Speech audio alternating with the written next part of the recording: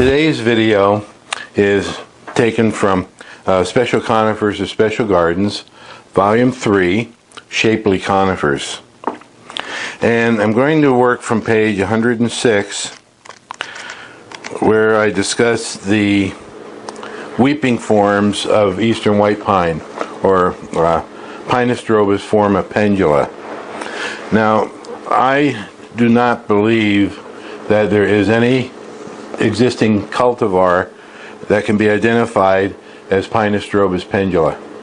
I believe that the weeping forms of Pinus strobus are all to be identified as forma pendula unless they can be traced back to an original plant, and then it receives a cultivar name. But pendula, to my way of thinking, is no longer a good cultivar name. My reason for saying that is that Pinus strobus pendula comes true from seed.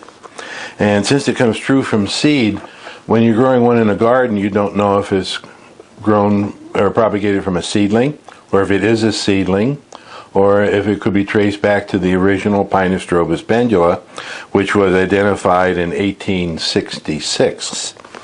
And I doubt that any plant in any existing garden can be traced back to that original plant. I'm not sure if the original one's even still alive. But since they come true from seed, I believe many of the plants that are around can be traced back to seedling or origin, not the original cultivar. Now, a friend of mine, Jim Boyko, lives in Oregon, lives down in near Sandy, Oregon. He has a wholesale nursery. He's kind of been phasing it out, but one of his goals in the nursery was to develop a weeping white pine that had contorted needles and branches. With that in mind, he used to collect seed from his Pinus strobus tortuosa. Now, Pinus strobus tortuosa has contorted branches and it has contorted needles. It has a nice bluish tint to the foliage. It's a rather attractive plant in its own right. Well, Jim had a large one growing near a Pinus strobus forma pendula along his one border, and he used to collect seed from it and then germinate the seed. And he got a surprising number of pendulous seedlings from his seed batches. And he got quite a few seedlings that had twisted branches and needles, but he never, or he still hasn't gotten the plant that he's looking for, a weeping tortuosa. Now, the plants that he selected are, page 107 shows some pictures, and then page 108 talks about some that were named. Now, early on when I visited Jim, he had set two plants aside that were very dense, strongly weeping, and had nice blue foliage. And for the purposes of propagation and from time to time sharing, we put names on them. And we called the one Pinus strobus blue petticoats, and we called the other one Pinus strobus blue tresses. Both nice and dense, both nice and blue. Blue petticoats were a little bit superior to blue tresses, to my way of thinking. Well, as luck would have it, the blue petticoats, the original plant, died. He had a lot of propagations from it, and so he had those coming along, but he no longer had a nice big plant to compare it to his big blue tresses. And so he was still propagating both, but it kind of made it a little bit more difficult to compare the two until the blue petticoats gets up in size again. There are pictures of blue tresses and blue petticoats on page 109 in the book. And quite attractive plants. I don't know if they'll ever catch on that good or not, because Jim has pretty much gone out of business, and I don't know who all's gotten a hold of those that might be propagating them and spreading them around. I don't think any large nursery has picked up on them, so they might be kind of tricky to find. Now, Jim also had one, he had two of them, but that grew the same way. One was a little bit limper than the other, and that was given the name Pinus strobus Slim Jim. It's dark green, and the branches, the side branches, are so limp that they hang straight down along the main trunk. And when the plant is, I have a picture of one must be 12 feet tall, and it's less than 2 feet across at the base. And when you stake it up, everything hangs straight down along the main stem. Extremely narrow. And Slim Jim, of course, is named for Jim Boyko. Over the years, I was able to talk Jim out of some of his seedlings. And 2 of them I got. One of them was prostrate and had a bluish tint to the foliage. And when I brought it home, Diane named it Soft Shoulders. When she passed away, I put her name on it and called it Diane's Soft Shoulders. It's a prostrate selection. Once in a while it'll knuckle up a little bit, but basically it grows flat across the ground, or fairly flat across the ground, and it has that bluish color to it. And Diane's Soft Shoulders is a nice plant. I had to leave the original behind when I sold Coenosium Gardens because I'd planted it in a rocky area behind the wall, and there's no way to dig it. But I do have young plants of it, and I sold some, and some have gotten around. Well, when I introduced Diane's Soft Shoulders, I introduced another one as Pinus strobus Bob's Whiskers. That was another one I gotten from Jim. And it's very unusual in that it's kind of like Pinus strobus clump needle. Needles clump together. There's 5 needles, but they stick together and look like single needles. So it kind of looks like an open plant, and it reminded me of whiskers, so I called it Bob's Whiskers. That is one plant I sort of named for myself, and it's very unusual. Yeah, you stake it to get some height to it, and it'll never be real full because of the unique needle, it does with the needles. The plants that Jim has been messing with on those Weeping White Pine show a great variety. And one time he had over 100 plants in 5-gallon cans, and they're all excellent looking forms of Pinus strobus form of Pendula.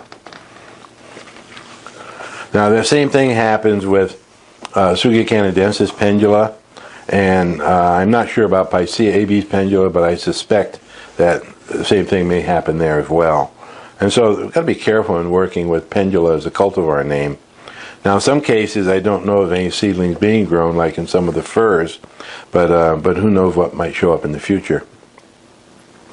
Now several others, I have 5 other pendulous forms that I talk about in my book. On page 110, Pinus strobus Angel Falls. That was a seedling again, and it was found at Isley Nursery. And it has slow growth and is fairly prostrate. If you stake it up, all the side branches will hang close to the main stem. And it is fairly narrow form for the landscape. And when you stake it up and let it go, the top or the leader will arch over and turn downward. And so it tends to spread out. It forms kind of a cousin-it type of specimen. And it's kind of interesting too, because early in my collecting career I visited the collection of Fred Bergman in Feasterville, Pennsylvania, and he had a weeping white pine there that was about 10 feet tall and close to 20 feet across, and it reminded me of cousin-it.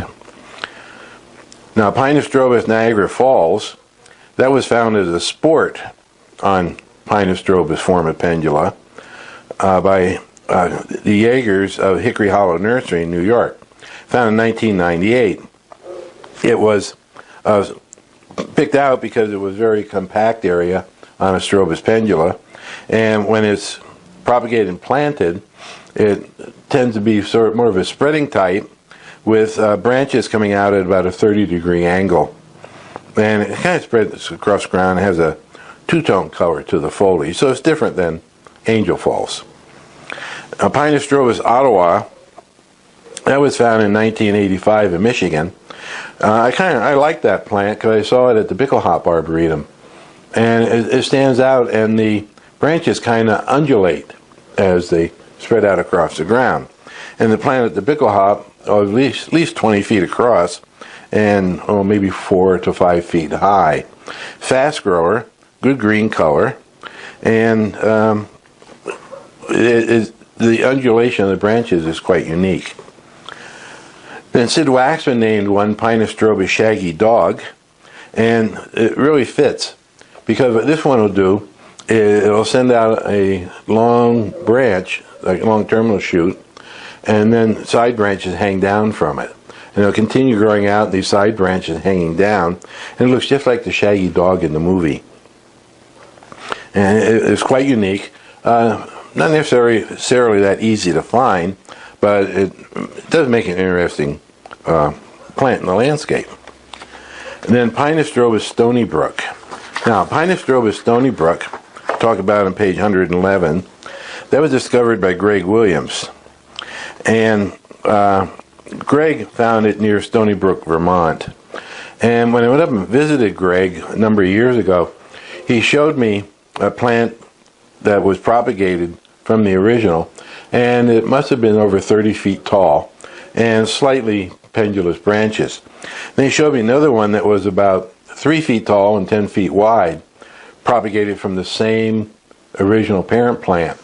And the interesting thing about it is that the new shoots come out at a 90-degree angle to the older shoot, and they weep, and it's very slow growing.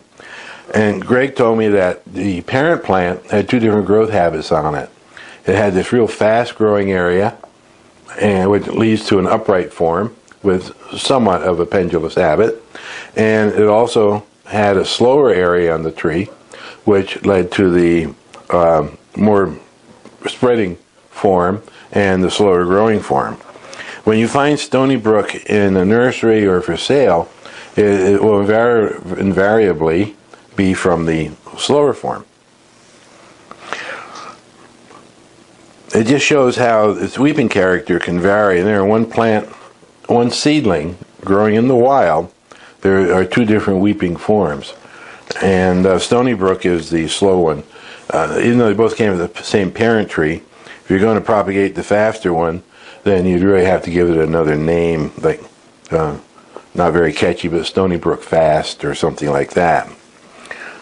Now, those are some weeping forms of eastern white pine, and those are cultivars. Okay, I gave you about 8 or 9 cultivar names, or 10 cultivar names, and all the others could just form a pendula. And it can be very variable, even when grown from nurseries. Like my friend Larry Stanley has one that must be 40 feet tall right by his driveway, and it just keeps going up, and the side branches hang, but they don't hang right along the main trunk, but it's not overly wide for its height. And then you have other ones that just make a large mound in the landscape. Very variable, and that's another reason I think they come from seed, many of the ones that are found growing out and about. And if you come across a Pinus strobus pendula that has cones on it, collect the cones, start the seed, and I don't know what the percentage will be, but I would guess you'll get up to about 50% weeping forms. Now, Greg Williams liked to plant Pinus strobus hortium near odd forms or colors of Pinus strobus, and then collect the seedlings off of hortium, because hortium produces viable seed, and it provides genetics of dwarfness. And if you were to grow a near Pinus strobus pendula and collect the seed, you might very well get some dwarf forms of Pinus strobus forma pendula, and find nice, maybe even a nice miniature one that would work well in rock gardens. Anyway, seedlings are a lot of fun to work with, and if you have older cultivars, plant them close to each other within the same species or species that will hybridize, you may get some interesting seedlings. I hope this gives you some knowledge or some input or some ideas on working with the weeping forms of Pinus strobus.